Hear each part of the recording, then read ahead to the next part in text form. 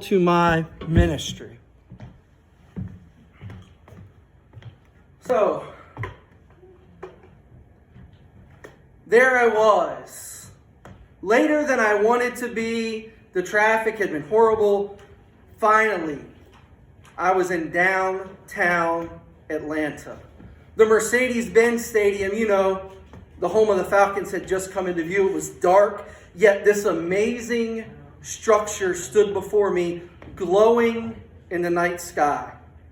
As I made a left, the first of many I would make onto Joseph E. Boone Boulevard, the landscape began to change. Within just a few blocks, the scenery changed from an affluent upper middle class neighborhood to abject poverty. Houses were boarded up, some were missing entire floors, neglected for years, decades maybe. Our grandfather was helping his grandchildren cross the street. They were headed to the local corner store, and on my right, I noticed a shrine set up, full of stuffed animals that had been weathered by time. And in the midst of the animals, a child's bicycle sat there, waiting for its owner, who would never come. Feelings of guilt washed over me as I wondered what might happen if I came to a complete stop in this neighborhood. Was I safe? I was certainly relieved that my wife and children weren't with me. At least I knew they were safe. Back home, here in Midland, our sleepy little corner of the world. I had listened to Bruce Deal's book, Trust First, as I made my way to Atlanta that day. I looked ahead and saw new construction on my right, and having remembered that City of Refuge was building a new apartment building across their street from their campus, I knew I was close.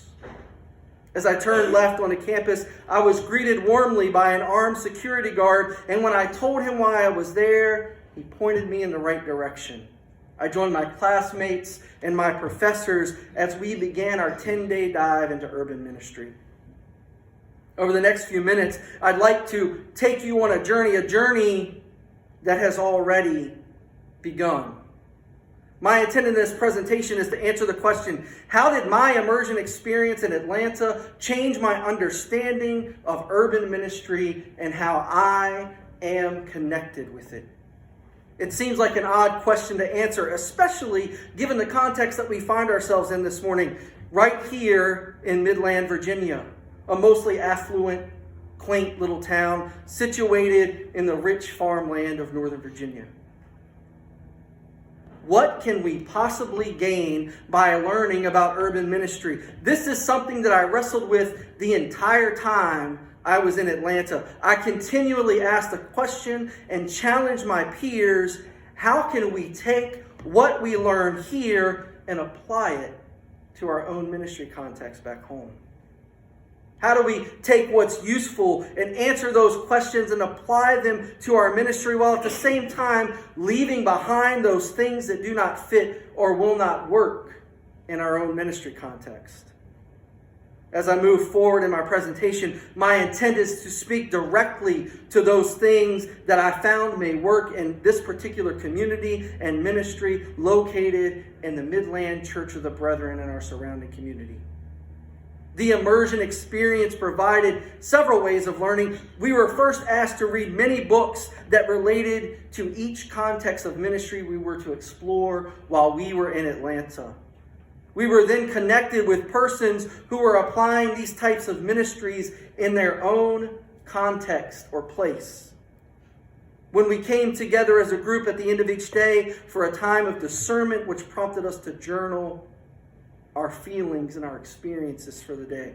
Each of these experiences provided a different learning environment which enriched our course in exciting and new ways. You've already heard me mention City of Refuge. This was our base camp for the immersion experience that we were partaking. We were asked to read the book Trust First, written by Bruce Deal, the founder of City of Refuge. In his book, Bruce takes you on a journey and what led him to begin City of Refuge. In it, he tells stories of real people. He uses his privilege to give voice to others, those whose story would likely never be told. And it was evident as we immersed ourselves in the culture of City of Refuge that there was a vision, a direction, and a mission for the ministry. This was based on scriptures that were chosen in order to lead and guide all persons involved with City of Refuge in the same direction. It was refreshing to see everyone on the same page. This was one of the most practical things that I can bring back right here to my place, the place I find myself in at Midland. Bruce, along with everyone in leadership positions, all spoke the same language. Their guiding scriptures were Isaiah 58, Micah 6:8, Matthew 25, and 1 John 3. Their mission is to bring light, hope, and transformation to those living in the 30314, which is one of the most disadvantaged neighborhoods in the country. Bruce brought to life the stories of those in the 30314. People who, if we're honest with ourselves, we would look at and place a label on. Hookers, prostitutes, beggars, alcoholics, drug addicts, people who were homeless and destitute, people that we may feel who are unworthy of our help, of our compassion, and our love. The ministry at City of Refuge seeks to break down barriers of poverty, destruction, and plight, to offer basic human dignity to those in need. These people we label are afforded the dignity of human relationships and human interaction, where basic needs are met, like food and clothing and shelter, with little or no barrier in place to help people get their basic needs taken care of. Through love and mutual respect, individuals are valued as beloved children of God, with no exception. They can be cross-dressing, drug-addicted prostitutes, yet they're afforded the same dignity and respect as if you or I, or Ivanka Trump, who walked through the doors of City of Refuge while I was there, walked through the gates. This is a teachable moment for the church. Do we afford each person that walks through our doors the same dignity and respect as those we deem as other? Amen. Do our ministries convey to all persons that walk through our doors or reach out to us for help that they are beloved children of God? In my evaluation of the ministries that take place in City of Refuge, I believe that this lies at our core. They have a unique ministry model. They provide shelter and food to those in need on campus. That means women and children. They provide job training to those in their community. The director of this program is a man by the name of Dominic Prayer, one of the many success stories of City of Refuge. He's a former club promoter turned basketball instructor that has a passion to help people better themselves. And this led him to volunteering at City of Refuge, which in turn led to gifts of ministry being brought to the forefront. He is now the director of the Workforce Innovation Hub at City of Refuge. Their goal is to train people in the community to get a job with a starting pay of $15 to $19 per hour. This helps lift persons out of poverty in order to break the cycles and the systems that are in place that in one way or another have put them at a disadvantage. In what ways can we help those that are disadvantaged? Not only by systems, but sometimes by their own choices. Granted, we may not be able to help all people from the choices that they make. Because as Bruce Deal points out in Trust First, a truth that he learned through a friend by the name of LC, some people just get stuck on stupid. It doesn't matter what we do for them or with them, they always make mistakes and dumb choices. The thing to remember is that it's not our job to give up on them. The possibility always exists that we, with God's help, can get them unstuck. City of Refuge is developing the community in new and exciting ways that people said could not be accomplished. Bruce was told time and time again to find one thing that he was good at and do that. Bruce said he's found the one thing that he's good at, and that's transformation. City of Refuge takes people in crisis, gives them help, teaches them new skills in order that they may thrive in their community. This was most evident to me in the work done by Greg Washington. He leads the Family Reunification and Reentry Program at City of Refuge. Greg is an ex-convict that goes back into prisons to mentor inmates that are close to their release dates. He also heads a program that mentors young boys and whose fathers are in prison and gives them positive male role models and provides an avenue of accountability that their lives may otherwise lack. Greg is a credible witness. He goes to court on behalf of those who are on parole and speaks on their behalf in order to provide an avenue for justice that does not always involve incarceration. Many good and fruitful ministries take place both inside and outside the gates of City of Refuge. We've talked about several ministries there and asked questions about how we can apply them to our ministry context. I believe the ideas that I have presented thus far are all things that we can do within our congregation. We may not directly provide job training to people, but we have connections in our own congregation. Business owners that need reliable help. We can use our resources to expand our Feed My Sheep ministry. We can connect people with health providers and mental health providers. We can use our resources in order to provide a place to stay for a mother with children who finds herself out on the street. We can mentor people who have just gotten out of prison and help those same people re-enter the lives of their families. These are all things that we can do in our local congregation or with the help of local congregations in our area.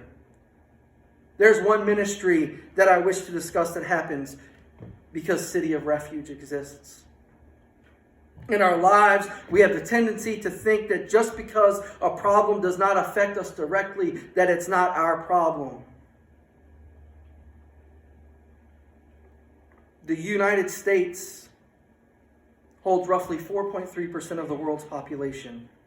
Yet we are widely regarded as the destination country for human sex trafficking. In other words, we are the top consumers in the world of purchasers of those who have been trafficked. This problem happens all around us each and every day, yet we fail to see it. City of Refuge has a ministry called House of Cherith, which headquarters are on the campus of Atlanta, yet they house victims of sex trafficking in an undisclosed location due to safety reasons. They have a program that is designed to help a person through the trauma of being bought and sold for sex, sometimes from a very young age. This program takes anywhere from 12 to 18 months, and they seek to provide dignity to those who have been trafficked. Trafficking has been reported in all 50 states. It is a major problem here in the United States, and one the church should be involved in solving. Some questions that we must ask ourselves moving forward. How do we recognize the signs of sex trafficking? What can we do to bring awareness to this issue? What are ways that we can educate and inform our community about the dangers of purchasing sex? How do we speak on this issue in an informed manner and bring it to the forefront of our society? There's a need for housing, safe housing for victims. Is this something we can provide? Or can we connect these victims with other ministries who are already involved in this work? If we begin to ask ourselves those questions, then we can begin to equip ourselves with the knowledge that we need in order to help bring an end to this modern day slavery that is happening all around us. It affects too many people to simply ignore and say, it's not my problem. I studied other ministries while I was in Atlanta as well. This course introduced me to a book entitled Toxic Charity by Robert Lupton. We didn't meet Robert Lupton, but we did meet his successor, and we were able to visit the neighborhood of South Atlanta, where his ministry began and has been active for almost 20 years. In his book, Lupton outlines ways in which giving handouts to people is more detrimental to them in the long term. Lupton lays out his argument starting in the very first chapter. He writes, when we do for those in need what they have the capacity to do for themselves, we disempower them. He writes in the next chapter, and I'll sum it up, that for many reasons, or many of us, our motives are pure, but we evaluate our charity incorrectly. We balance the rewards on what we receive from acts of charity rather than looking at the benefits received by those we serve. Lupton urges us to establish authentic parity between people of unequal power, to build reciprocating relationships where we realize that both parties, those who give as well as those who receive, have something to offer the other. Lupton uses a model that is different than what is found at City of Refuge. Both have their strengths and weaknesses. They are both doing work of community development in different and exciting ways. Some examples of what Lupton has found that works is, instead of setting up food pantries, his ministry focuses on food co-ops, where the people of the community mutually support one another. He gives an example of the Georgia Avenue Food Co-op where there are no handouts, where $3 semi-weekly due is leveraged into providing $30 worth of food. He also creates jobs for people who have run and maintain the co-op, and he argues over time, members develop friendships, share meals, listen to one another's stories, and pray for one another. He writes, in essence, that they become church. What are ways that our charity hurts the people that we are trying to help? Do we disempower people with our handouts when we could just as easily leverage our resources so that they can begin to support themselves? The ministry that grew out of Lupton's work is called Focused Community Strategies, or FCS for short. Again, we were able to go to South Atlanta to see the fruits of this labor firsthand. FCS has been in partnership with the community of South Atlanta since 2001. This is not short-term work. It takes time. They have what they call the 4 pillars of community development. Neighborhood engagement. They partner with local leadership in order to establish programs in the community. They offer mixed income housing to develop a diverse housing options for families. In one neighborhood, for example, they have market rate housing, or housing that you buy as if you or I were walking off the street. They have rent controlled housing and options for home buyers at reduced prices and interest rates. They focus on economic development. They operate small businesses in the community which provide jobs and serve as community hubs and increase access to resources. They have a local coffee shop and grocery store right in South Atlanta that meets these needs. They also provide training and consulting. They offer training to others interested like us in educating themselves and doing the work of community development.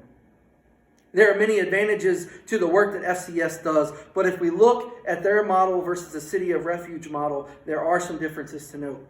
FCS focuses on return of investment. They are careful how they leverage their money, and their goal is to create working capital. They generate 2/3 of their own income through the purchasing of homes and businesses in the community. The other 1/3 comes from government programs or individual or corporate donors. FCS places barriers on people in the neighborhood. They do not offer low or no barrier housing. People must meet certain criteria in order to take part in the community that they are developing. In order to clean up the neighborhood, they are willing to push people out for the betterment of the community. What happens to these people? Where do they go? Their work is a process just as it is at City of Refuge. Each of them had been in their respective neighborhoods for many years. The work of community development is not work that happens overnight. FCS does not have a word or a phrase for this, but Bruce Deal likens it to obedience, that long, slow walk in the same direction. It's evident that City of Refuge is biblically based. As I mentioned earlier, the scriptures that they have that are the driving force behind their ministry. FCS focuses on the 4 pillars that I shared with you of community development. Their founder and foundations are rooted in biblical truths, but it is not as evident that they are a faith-based nonprofit. Neither ministry places barriers of religion on people. City of Refuge or FCS does not make persons attend Bible studies or worship services in order to receive their services or take part in their programs.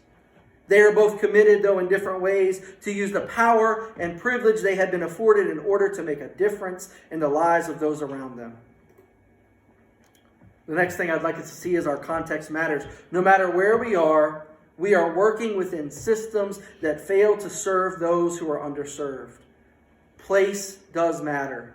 Here in our context, we may think that we get along with our neighbors no matter what race they are or what color they may be.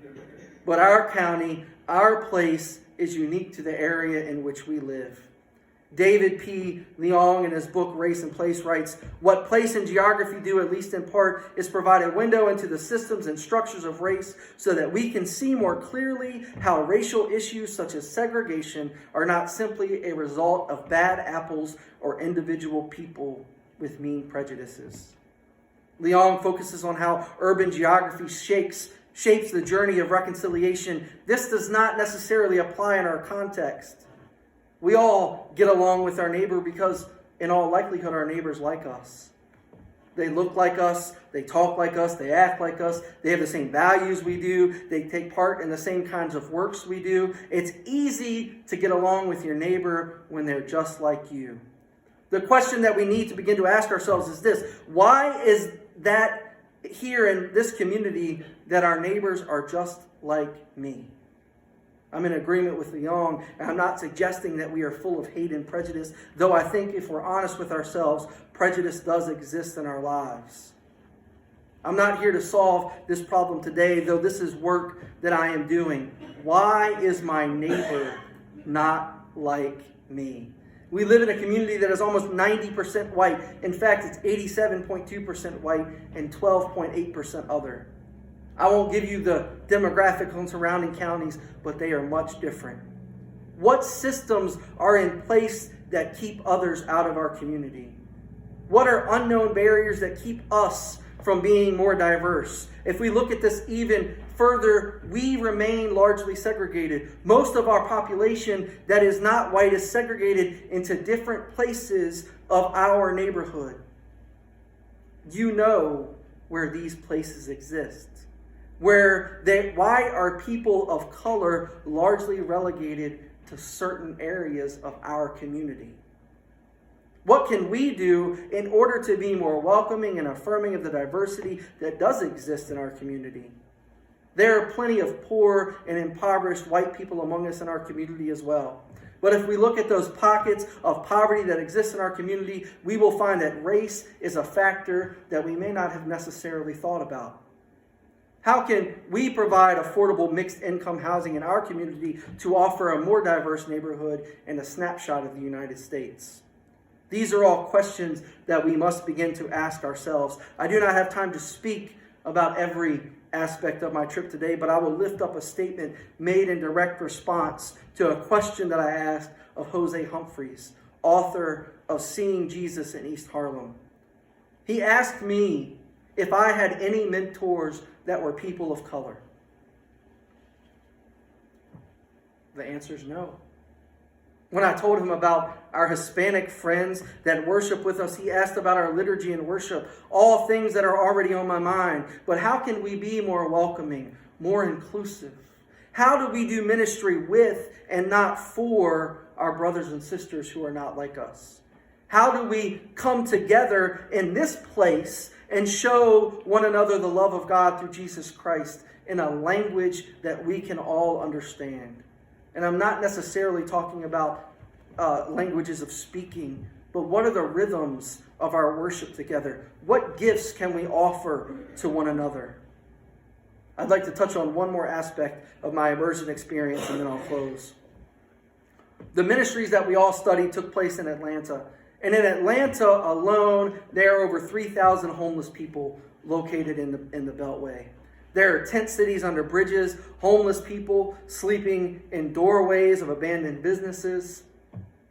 Katie Farmer from In-Town Collaborative came in and talked to us about the Housing First initiative in Atlanta. The number of homeless I just gave you reflects a significant decrease in homelessness over the last several years due to this program. Since 2015, the homeless population in Atlanta has dropped almost 30%. Good work is being done on this issue by many people in Atlanta, including the local government. Katie Farmer walked us through the process of Housing First, and to me it was a little disturbing. The average wait time for Housing First from engagement to shelter is 212 days, or 7 months. This does not seem like Housing First to me. I would like to see this process become more efficient, but their program is working because comparatively, their program is working. Some statistics about our place. Homelessness in Virginia, all of Virginia, is around 5,500 people. Can we implore a Housing First initiative in our state in order to battle this issue? Can we become leaders in this arena? Do we believe, as we gather here today, that all people have the basic right to human shelter? I do believe that we can partner with our government as well as other local leaders and churches in and around the Commonwealth to end this problem right here in Virginia. 5,500 people in the entire state, some of whom are children. Can we be part of the solution? Do we dare dream?